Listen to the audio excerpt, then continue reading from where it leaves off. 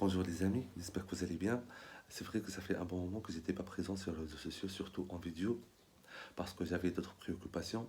Aujourd'hui, j'ai essayé de préparer cette vidéo rien que pour répondre à une des questions qui est très fréquente et qui a été demandée par mes amis, qui est la suivante.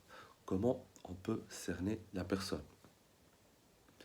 La question n'est pas trop facile et je suis pas, jusqu'à l'instant, je suis pas en mesure de vous donner une réponse définitive parce que les recherches sont toujours en cours et les scientifiques sont en train de mener plus de recherches pour avoir plus de techniques, comme par exemple le technique de déchiffrage de rêves, pour essayer vraiment de comprendre plus la personne et surtout la partie inconscience de la personne.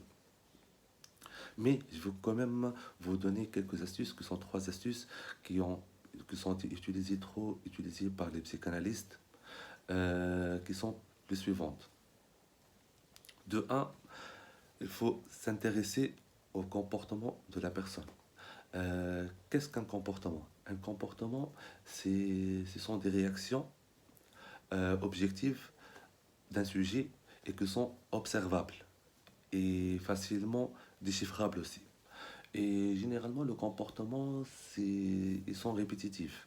Et on peut aussi le distinguer dans des différents contextes et dans des différents environnements.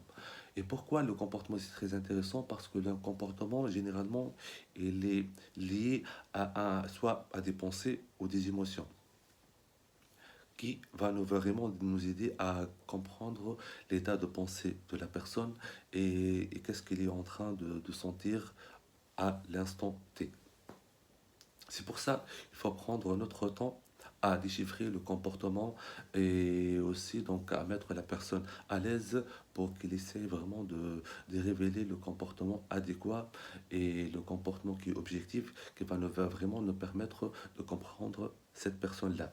Et c'est pour ça aussi donc les psychanalystes ils prennent largement de temps pour essayer de connaître et comprendre le comportement de la personne.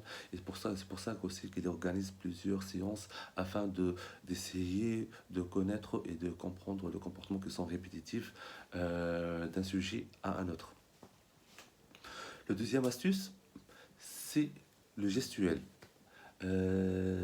Pourquoi le gestuel? On a parlé du gestuel parce que le gestuel, en fait, l'être humain, généralement, on ne peut pas contrôler tous nos gestes. Et nos gestes ne sont pas tous maîtrisés. Les gestuels, généralement, que sont vraiment qui nous envoient des messages et qui sont plutôt révélés soit par les yeux ou par les mains ou par les gens, peu n'importe. Et ces messages sont trop parlants parce que l'être humain il a du mal vraiment à contrôler tout ce gestuel, mais les gestuels sont trop parlants parce que le gestuel, chaque geste vraiment est lié à une émotion et lié aussi à une pensée. C'est pour ça c'est trop intéressant de pouvoir déchiffrer le gestuel. Mais pour le déchiffrer, il faut qu'on soit vraiment en mesure de le déchiffrer. C'est comme une sorte de langage qu'on doit être en mesure de le comprendre. C'est pour ça je vous conseille de lire donc la science de la PNG, c'est ce qu'on appelle programmation neurogestuelle, qui permet de nous aider à comprendre le langage gestuel de la personne. Troisième astuce, pour les personnes qui sont auditives et s'intéressent beaucoup aux paroles, le troisième astuce, c'est le discours. Pourquoi j'ai dit discours et pas parole? Parce que généralement, le discours, c'est toute une sorte de... En fait, c'est toute une sorte de discussion qui est vraiment très bien organisée et qui comprennent et qui contient pas mal de phrases, de paragraphes et un vocabulaire énorme. Et le discours, généralement, ça se prépare aussi. Et on peut trouver plusieurs types de discours. Il y a des discours psychologiques, il y a des discours philosophiques, qu'on peut comprendre que cette personne-là a des approches philosophiques. Il y a des discours aussi politiques qu'on regarde beaucoup dans les médias.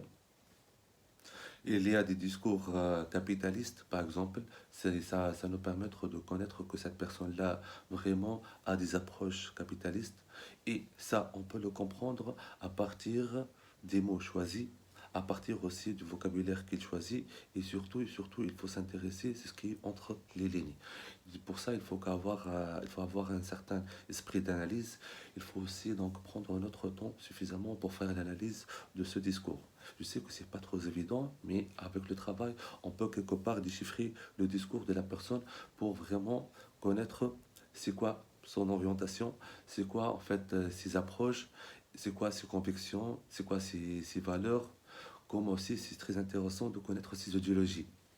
Comme ça, on peut quelque part connaître cette personne-là par rapport à les références qu'il les cite, par rapport au vocabulaire qu'ils utilisent. Ça permet vraiment de connaître donc, la personnalité de cette personne-là et connaître ses orientations et, et le cerner à la fin.